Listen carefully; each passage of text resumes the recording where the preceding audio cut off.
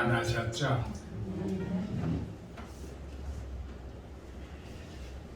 우리가 살아가는 데 있어서는 참 중요한 것들이 많습니다.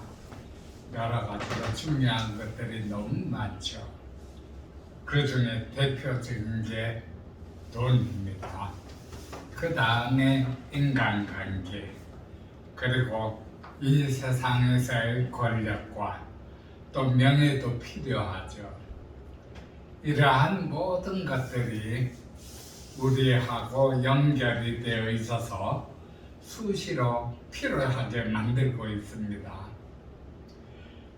오늘 시편 23편은 다윗이 하나님 앞에 고백한 내용인데 자기의 하나님과의 관계를 고백한 내용이에요.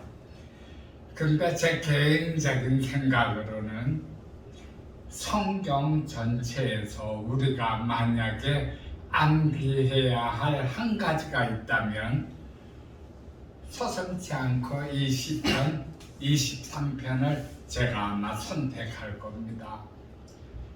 왜냐하면 시편 23편은 다윗이 노년에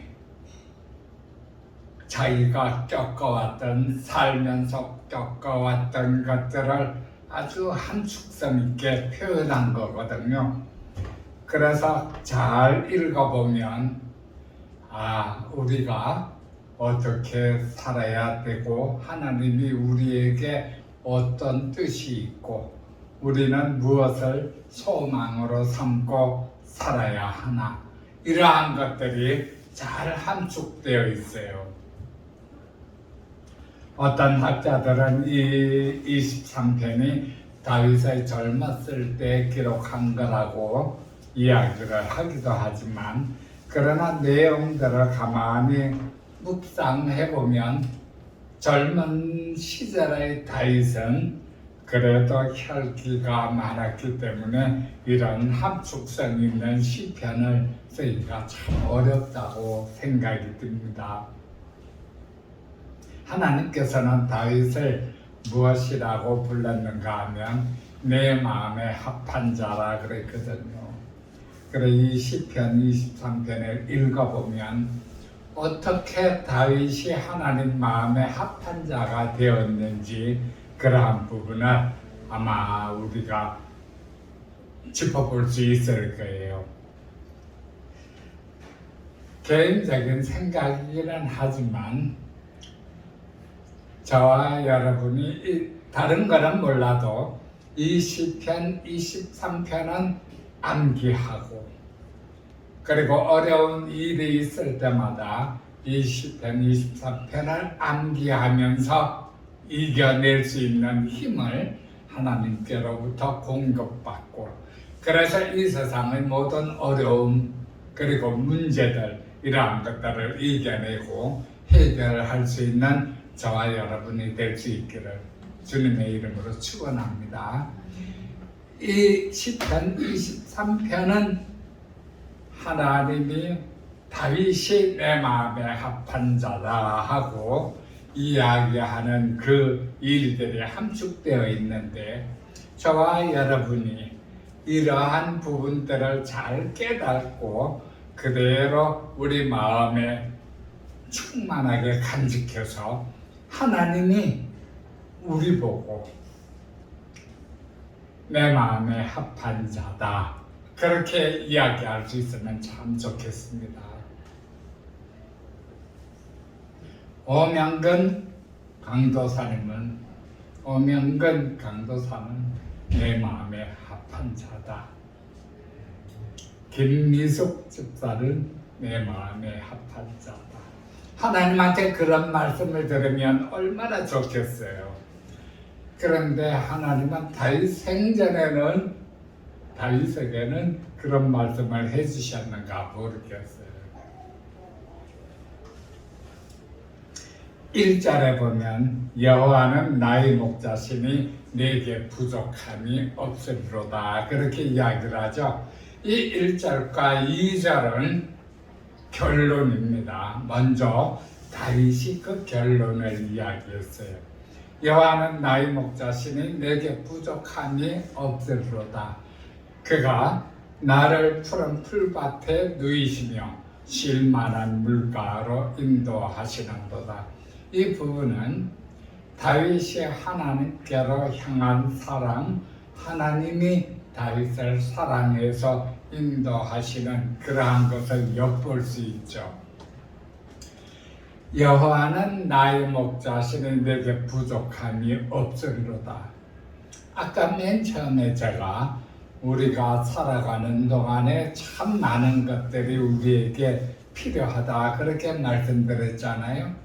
이 세상에 살아가는 동안에는 정말 너무나 많은 것들이 필요하지만 그러나 가장 필요한 것은 여호와 하나님입니다. 다윗은 그것을 일찌감치 깨달았거든요. 그래서 하나님 앞에 여호와는 나의 목자시니 하고 고백합니다. 만약에 하나님이 나의 목자라면, 여호와께서 나의 목자라면 내게 부족함이 없으리로다 하는 고백을 할 수 있거든요. 왜 그런가 하면 하나님은 다 갖고 계시잖아요. 우리가 무엇이 필요한지를 하나님께서는 아시고 공급해 주시는 거예요. 자녀가 될 수 있기를 주님의 이름으로 축원합니다.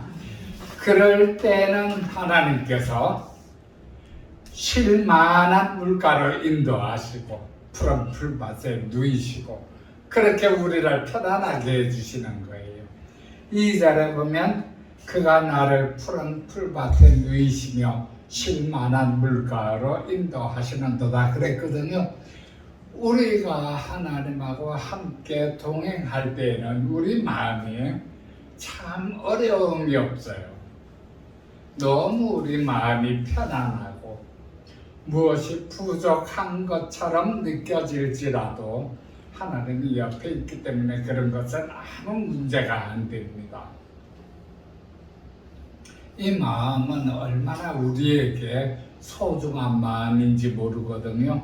우리 마음에 기쁨이 가득하고 우리 마음에 또 사랑과 믿음, 소망이 가득하고 그럴 때는 저절로 우리가 그 얼굴에 그 마음이 표현이 되는 거예요. 그런 사람들을 가만히 보고 있으면 마치 그 얼굴이 해처럼 빛나고 하나님과 영광이 함께하는 것을 느낄 수가 있거든요. 다윗은 참 하나님하고 함께한 왕인데 고생이 얼마나 심했는지 몰라요. 성경을 보면 진짜 다윗 왕은 고생 많이 했거든요. 그런데 어려서부터 젊어서부터 다윗은 하나님이 살아계신 것을 알고 그 하나님을 의지를 했습니다. 그래서 브레셋이 쳐들어와서 골리앗이 이스라엘을 공격하면서 협박할 때 다윗이 물맷돌 5개를 딱 들고 나아갔잖아요.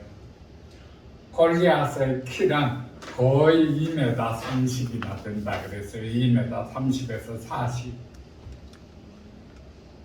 제 키가 1m 70인데 이렇게 쳐다봐야 되거든요. 엄청나게 컸어요. 다윗이 갑옷도 안 입고 칼도 안 들고 물맷돌 5개만 딱 들고 나아가니까 골리앗이 웃었어요.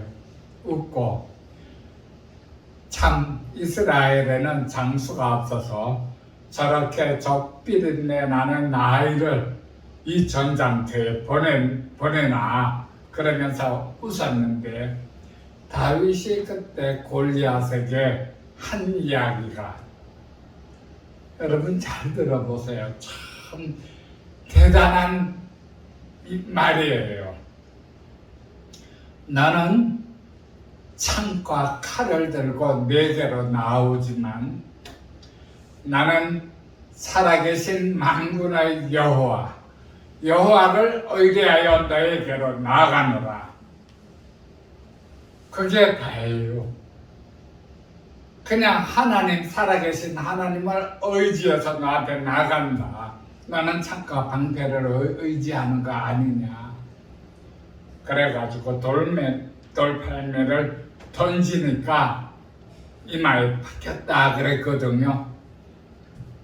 우리가 돌을 던져서 어디에 박힐 정도로 하려고 그러면 그 힘이 엄청나야 돼요. 돌을 던지면 맞으면 튕겨나오죠. 베개가 아무리 힘이 세도 맞으면 튕겨나오거든요. 그런데 박혔다 그랬어요. 얼마나 힘이 셌으면. 다윗이 하나님을 의지해서 나아갈 때 그 돌팔매를 갖다가 던진 게 그렇게 이마에 박혔고 골리앗은 바로 쓰러졌다 그랬거든요. 그래 다윗이 가서 골리앗의 칼을 들고 골리앗의 목을 베었다. 그렇게 성경에 기록되고 있습니다. 창과 방패와 칼을 의지한 것이 아니라 살아계신 여호와를 의지해서 골리앗을 상대를 한 것이거든요. 저와 여러분이 세상에 나아갈 때 세상에서 우리에게 부닥쳐오는 모든 문제들이 때로는 깜깜하게 보일 때도 있고 답이 하나도 없을 것처럼 느껴질 때도 있고 마치 그야말로 골리앗처럼 그렇게 다가올 때도 있습니다. 그런데 조금 더 걱정할 필요가 없어요. 하나님이 살아계시거든요. 여호와 하나님께서 살아계시면 우리가 그 이름을 의지할 때에는 모든 것을 다 이길 수 있게 해줍니다. 그런데 그게 하나님께서 나를 풀밭에 누이시고 쉴만한 물가로 인도하신다고 해서 그게 또 다가 아니에요. 우리가 이 세상을 살아갈 때 가만히 보면 일반적으로 교회에서 하나님께 열심히 기도하는 많은 분들이 하나님께서 자신을 편안하게 하고 물질적으로도 축복해 주시고 병도 고쳐주시고 하는 것을 간증을 많이 하죠. 그러한 것들은 쉴만한 물가로 인도하시고 푸른 풀밭에 누이시고 하는 그러한 축복들이에요. 여호와 하나님께서 살아계시니까 그렇게 풀밭에 누이시고 쉴만한 물가로 인도하시지만 그 다음 3절에는 더 중요한 내용이 나옵니다. 그가 내 영혼을 살리시고 그가 내 영혼을 살리시고 자기 이름을 위하여 의의 길로 인도하시는도다 그랬거든요. 이 영혼을 살리시고 하는 말씀은 구원해 주신다는 거예요. 영적으로 구원해 주신다는 거예요. 이 영적으로 하나님께서 구원해 주신다면 자기 이름을 위해서 의의 길로 인도하시는도다. 이 내용이 우리 마음에 와서 닿게 됩니다. 왜 그런가 하면 사람들은 의로울 수가 없어요. 이 세상에 선한 사람은 아무도 없거든요. 하나님께서 우리 영혼을 구원해 주실지라도 여전히 우리는 길을 가다가 넘어지고 죄를 짓고 그런 인생길을 가야 되거든요. 그럴 때 내가 넘어졌을 때 나의 힘으로 일어나게 됩니까? 내가 죄를 졌을 때 나의 힘으로 그 죄를 씻게 됩니까? 그건 아니거든요. 하나님께서 자기 이름을 위해서 우리를 의의 길로 인도하시는도다 그랬어요.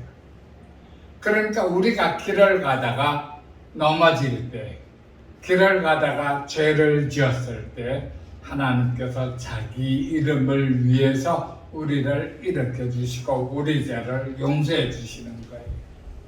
그게 회개할 때 이제 용서해 주시거든요. 그 부분은 우리 영혼을 살리시고 하는 3절에 처음에 들어가 있습니다. 이 부분은 참 중요한 이야기예요. 그러나 예수를 믿습니다 하는 것으로서 대부분 다 하나님께서 영혼을 구원해 주신다 그렇게 생각하기가 쉽죠. 그러나 그렇지 않아요. 하나님의 택한 자들 그 영혼을 구원해 주시고 자기 이름을 위해서 의의 길로 인도해 주시는 거예요.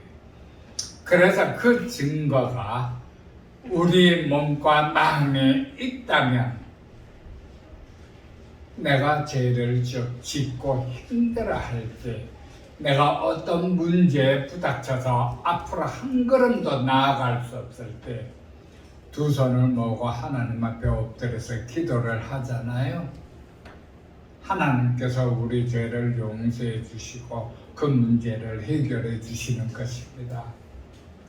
왜? 그것은 우리의 의로움이 아니라 하나님께서 자신의 이름을 위해서 우리를 의롭게 해주신다는 거거든요. 이 3절이 참 중요해요.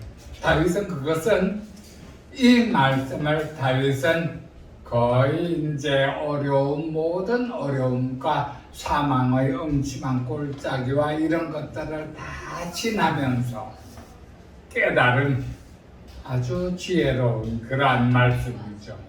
그래서 시편 23편에 고백한 것입니다. 내 영혼을 살리시고 자기 이름을 위하여 의의 길로 인도하시는도다. 내가 사망의 음침한 골짜기를 다닐지라도 해를 두려워하지 않을 것은 주께서 나와 함께 하십니다. 여러분 잘 들어보세요. 그렇게 의의 길로 하나님께서 우리를 인도해 주실 때는 사망의 음침한 골짜기로 다닌다 할지라도 두려워할 필요가 없다. 다윗이 그렇게 고백하잖아요. 실제로 다윗은 사망의 음침한 골짜기를 그야말로 헤집고 다닌 사람이에요. 사울 왕 때문에 얼마나 죽음의 고비를 많이 넘기고 그리고 압살롬 때문에도 죽음의 고비를 넘기고 블레셋은 물론이고 얼마나 죽음의 고비를 많이 넘겼는지 모릅니다. 그러나 그 고비가 닥칠 때마다 다윗은 사람을 의지하지 않았어요. 하나님을 의지했습니다. 그래서 사울 왕을 죽일 기회가 있었는데 사울이 다윗 왕의 앞에서 잠들어 있고 다윗의 손에는 칼이 들려 있었는데도 사울 왕을 죽이지 않았어요. 왜 그런가 하면 하나님이 기름 부었기 때문에 그렇거든요. 그래서 다윗은 하나님이 기름 부은 자를 내가 어떻게 죽이겠느냐 하고 죽이지 않았거든요. 사울 왕을 죽였다면 자기가 왕이 될 수가 있었죠. 그런데 그 쉬운 길을 다 버리고 하나님을 믿고 어려운 길을 택했거든요. 그 바람에 나중에도 사망의 음침한 골짜기를 얼마나 많이 지나갔는지 모릅니다.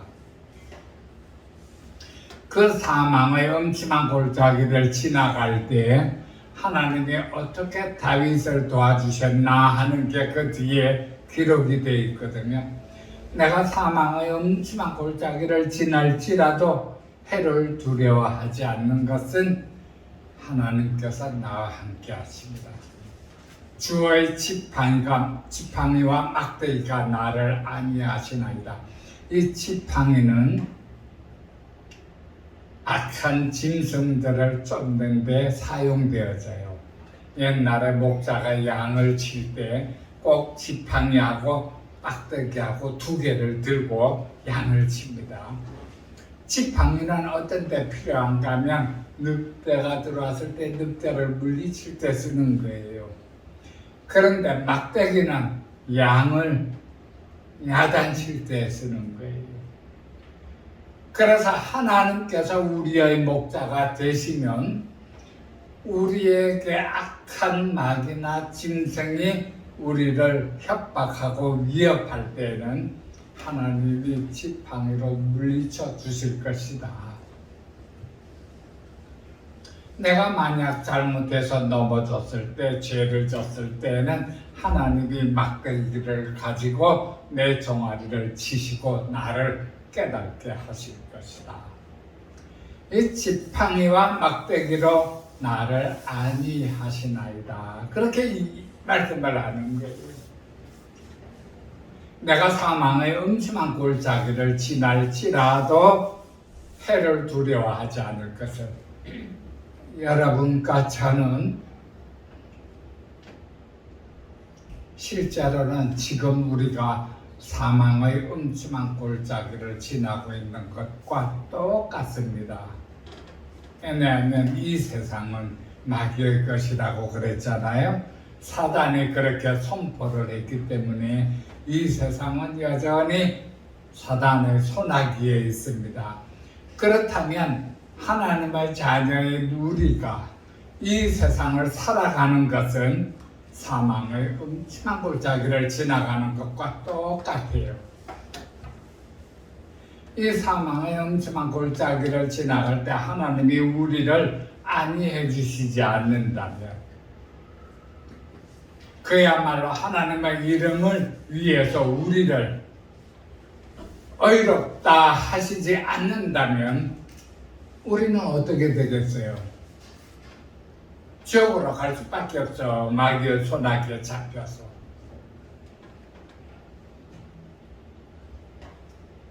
그래서 하나님께서 우리를 영혼을 살리시고 자기 이름을 위해서 의의 길로 인도하시는 도다 하는 이 말씀이 바로 하나님의 자녀, 하나님의 자녀라는 것을 알려주는 말씀이거든요.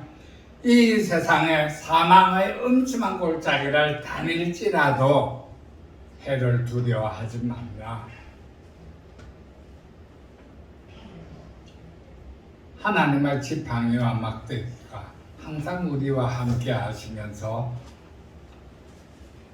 우리를 지켜주시고 우리가 잘못되면 바로잡아 주시고 그렇게 안위하여 주신다는 거예요. 이 안위하여 주신다는 것은 안녕하게 하시고 그렇게 위로하여 주신다는 말씀이거든요. 이 3절과 4절은 우리가 항상 힘들 때마다 마음속에서 떠올리고 하나님께서 함께 하시니 그 마음의 어려움과 두려움과 불안함과 이렇게 떠오르는 모든 것들을 물리치시기 바랍니다. 성경 안에서 다른 구절은 사실은 그냥 암기를 하지 않는다 할지라도 이 시편 23편은 저와 여러분이 다 암기하고 있었으면 참 좋겠어요. 그렇게 안위하시고 나면 그 다음에 5절에 보면 주께서 내 원수의 목전에서 내게 기름을 부으셨으니 하잖아요. 주께서 내 원수의 목전에서 내게 상을 베푸시고 그랬죠. 내게 상을 베푸시고 원수의 목전, 이 원수가 누굽니까? 마귀잖아요. 마귀가 바로 우리와 함께하면서 호시탐탐 우리를 삼키려고 하는데 그 마귀의 눈앞에서 우리에게 상을 베푸시고 그리고 우리 머리에 기름을 바르셨다 그랬잖아요. 우리 머리에 기름을 바르신다는 게 무엇입니까? 하나님의 자녀로 삼으신다는 이야기거든요. 하나님의 종으로 삼으시고 하나님의 자녀로 삼으신다는 이야기예요. 그러면 마귀 사탄의 권세를 이길 수 있는 능력을 하나님께서 주신다는 이야기입니다. 내게 상을 베푸시고 내 머리에 기름을 바르셨으니 내 잔이 넘치나이다.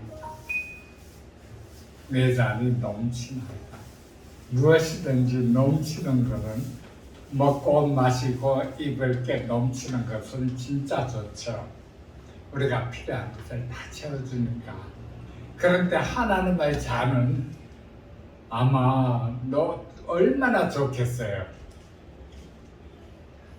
우리가 하나님의 이름을 의지하고 이 사망의 음침한 골짜기를 지나갈 때에는 하나님께서 우리에게 그 잔이 넘치도록 채워주시는 거예요. 이 잔은 물이나 포도주만 이야기하는 것은 아닙니다. 우리가 필요한 것, 마실 것, 먹을 것, 입을 것, 쓸 것, 모든 것을 하나님께서 공급해 주시고 넘치도록 채워주시는 거예요.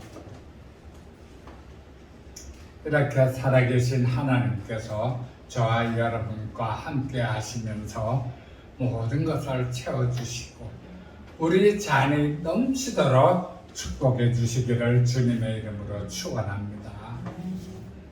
그 다음에 6절에 보면 내 평생의 선하심과 인자하심이 정녕 나를 따르리니 내가 여호와의 집에 영원히 거하리로다. 그렇게 말씀하죠.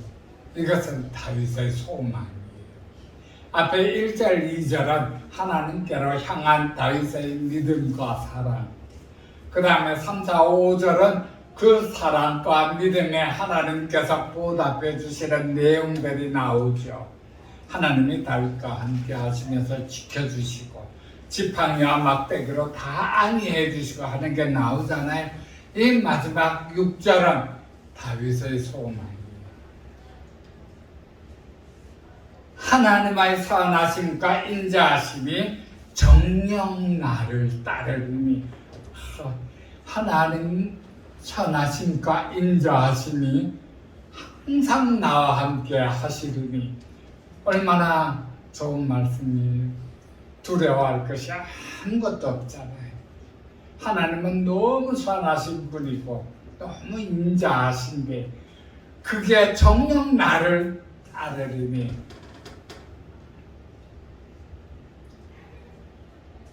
저와 여러분이 이 23편을 암기하면서 항상 이 구절을 암기하고 하나님이 우리를 사랑해 주시는 그 사랑, 그 선하심, 그 인자하심이 저와 여러분과 함께 동행하시기를 주님의 이름으로 축원합니다.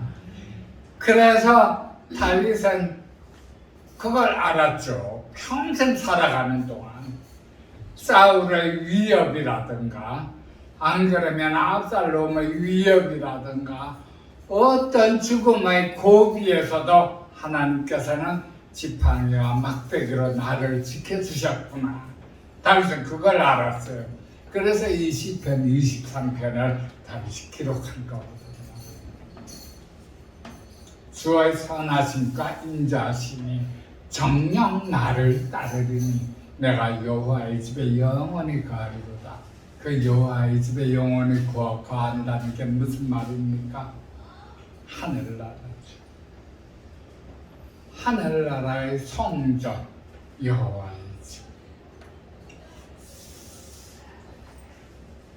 다윗은 장막을 그렇게 만들고 그 장막 안에 성회를 만들고 하나님이 임재할 수 있는 지성소를 만들고 그리고 이동할 수 있도록